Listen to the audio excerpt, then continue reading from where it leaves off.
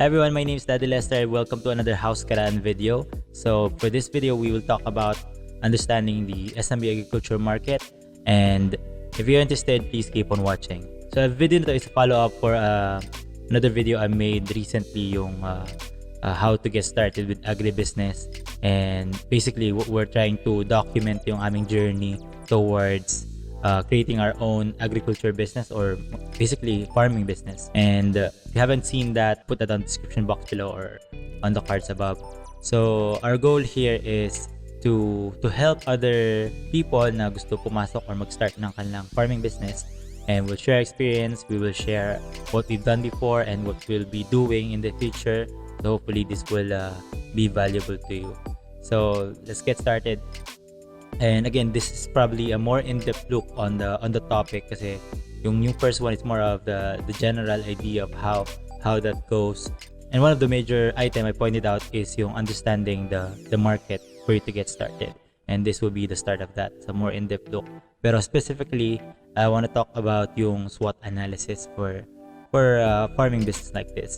And another thing you have to consider is this is for SMBs. So if you're not familiar with business terms, SMB stand for not San Miguel beer, but this is small to medium-sized businesses.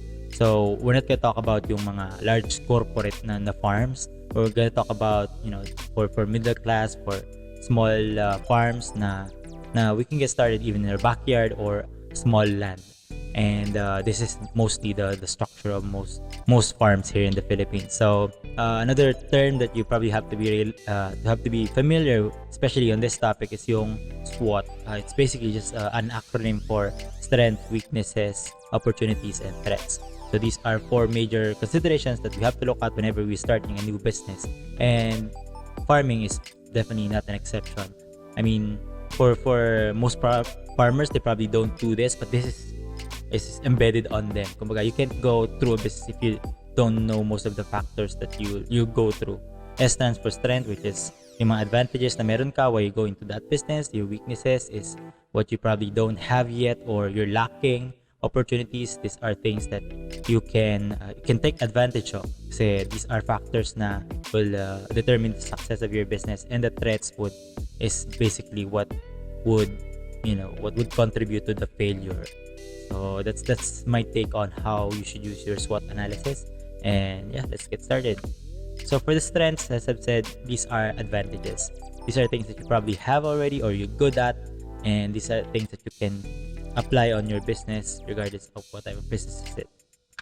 So in our case, specific to farming, we already know, and we grew up in a farming community in Caraan, Laguna. So yung magkakatabing towns doon, Caraan, Liliw, Mayhay, and even the other parts of the province, which is Quezon province, that's really an agricultural area.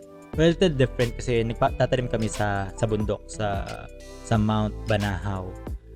Yung ibang farms kasi mostly in large agricultural flatlands o yung mga patagan. That's what I see in most rice fields. Kasi kailangan ng irrigation, diba? In our case, it's bundok siya. So, really have to walk pataas. It's almost like hiking every day kapag nagtatrabaho kami sa farm. I knew for a fact that the people there are very skilled, and talaga yung main kabuhayan nila, and very dedicated farmers.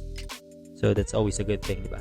And as I mentioned, ako personally, I've experienced, I grew up planting fruits and vegetables, especially kamatis. We also planted cabbages, pechay, beans, and all that other crops, palaya, na yun talagang kabuhayan namin growing up. So it's always an advantage if you already have the knowledge. I mean, if you wanted to be an investor in a farm, you don't really have to have prior experience, but it would help. And these are things that you'll eventually have to learn though. Good understanding of the supply chain.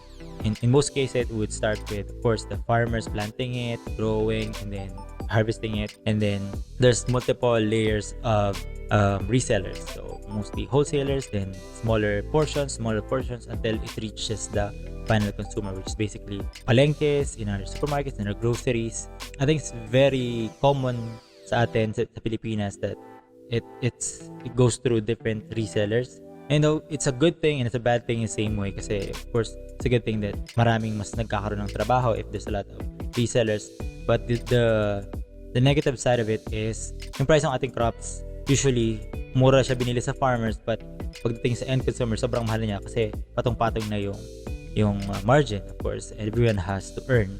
Hopefully we can minimize that para naman you can buy from the farmers a more reasonable pricing and then sell it at a more reasonable price then if we lessen the middleman. I mean, that's another topic for another video, pero yeah, that's there. It's good to know and definitely need a good understanding of that supply chain. Now moving on, we have our weaknesses specific to us. So lack of capital. This is pretty much the situation for most of our farmers, at least the small ones. What we experience where everyone has to look for loan, or of course if you have your personal savings, you can use that as capital. Pero this is always a challenge. As mentioned sa isang video, we work with a crowdsourcing organization where they provide the capital, pero of course that's another stakeholder that would need to earn. So the more people involved, then the less possible profit that you can have. Still, part of capital is you don't have your own land. In our case, we are renting ever since I can remember. So we rent from landowners, and then we pay their taxes. We pay, of course, usually it's yearly yung pag-rent ng land, and it works that way. Nagawa namin ng paraan that because there's available farming lands, pero you can consider this as a weakness. Opportunities are things that you consider most why you get into this type of business, for any kind of business. And I think one of the major reason is yung people realizing the value of farming, not just the actual farming, but the value of farmers and how important it is, especially in the Philippines. Na we are an agricultural country, and we have to put more emphasis on the people that actually provides our food.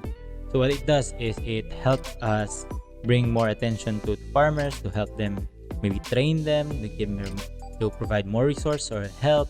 If we neglect the value of our farmers, then it would affect all of us. So people consuming more fruits and vegetables, I think this is related to the health revolution where people are more health conscious. So fruits and vegetables in your diet is basically what it means to have that healthy living. Hindi siya pwedeng always processed food or dairies or meat. Balanced diet is what we're aiming for, and without fruits and vegetables you can't get to that point. So people are realizing that, putting more emphasis on how to be able to produce that. So we talked about organic farming, so we talk about healthy diet. So this is a good opportunity for people who want to get into this business. And finally, I don't know if this is applicable to the whole country, but when I went back to our area after how many years, I just noticed na mas okay na yung ating mga farm to market roads. So that means you can bring the food easier, more comfortable, and more affordable. So this helps everyone, not just the farmers, but obviously the consumers as well. So they get fresher food, they get it more in time, and it helps everyone. So finally, the threats. These are things that would potentially affect your business in a negative way that would contribute to its failure. And one of the major one, of course, is our current pandemic. Some people won't consider this kasi it affects everyone. In fact, the current pandemic is an advantage and a threat at the same way, kasi I've seen how yung mga wholesalers, mga nagbe-business ng gulay, really help them a lot grow their business because of the need for food, and they're being prioritized. Pero pandemic is very unpredictable, and it's always a threat to us kasi one day bigla na lang tayong lockdown. You can't really have anything, we can't really sell, we can't really take care of our plants. All of us will be affected. It helps some people. This is always a threat we have to look after. And then of course the weather, it's always there. We can't do anything about it, but there's always a bit of caution if you consider this. If you look at the news, if you look at the forecast, it's not always accurate, pero at least you have a good guess of what's about to happen. So if you know there's a forecast about possible typhoons, then maybe back off a little bit. So those kind of things, you always have to consider what might go wrong. So imported fruits and vegetables. So this is not just the important ones coming from different countries, from other countries, pero yun din from other parts of the Philippines. Like for us, we always watch out yung mga galing ng Baguio, because we always have to think about yung law of supply and demand. If there's way too much crops, then you won't get the best price possible. You always have to look at ano ba yung tinatanim nila, ano yung harvest nila. In our case, we're focused on tomatoes and beans, cabbages, ampalaya. So if you see na, okay, it's something that you can't always see, pero you consider that as a threat. So our goal in this videos is to share to you yung aming journey from beginning, from planning, and hopefully implementation ng aming farm business, and hopefully help you. And if you want to go to explore this venture as well, then you can do so. You can ask us questions, maybe you can share your experiences as well, and we can help each other out. I know this is not a very comprehensive list, but just to give you an idea of how our thought process in terms of identifying the SWOT. And this is something we can improve over time if we do it over and over again. And again, these are things na you might not be able to control, but you have to think about it. At least you plan for it, diba? If you like these kinds of videos, let us know in the comment section below. Let's have a conversation and see where it can take us.